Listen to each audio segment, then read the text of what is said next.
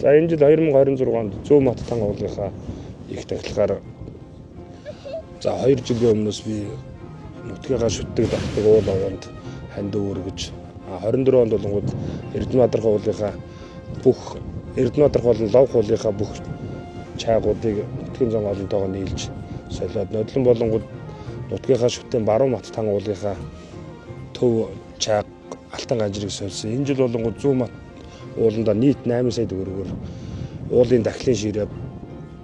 гандагч болон дахлын ширээ тэгээ сангийн бопер суурьтайгаа гэсэн ийм хөрөнгө оруулалтыг хийж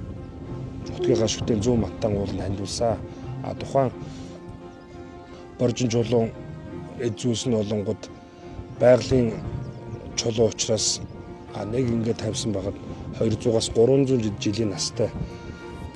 эдийг хийлгэж ингэж энэ жил нутгийнхаа шүтэн ууланда хандууллаа. Тэгээ хандуулсан манай гэр бүлээс аав ээж бидэд гуруулаа ингээд нийт 6 сая төгрөг гаргаад аав ээж маань 1 сая төгрөгийг ах чин зэрэг 500 мянган дүү бат зэрэг 500 мянган аав миний гэр бүлээс болонгод 4 сая төгрөгийг багаас 2 сая төгрөгийн хандуу гаргуулж нийт 8 сая төгрөгөөр уул овооныхаа энэ бүтээн байгуулалтыг бол энэ жил 2026 онд хийж өглөө. Тэгээ энэ жилийнхаа уулынхаа тахилганд нутгийн зам олон сүсгтэй олондоо сайхан наадахыг хүсье.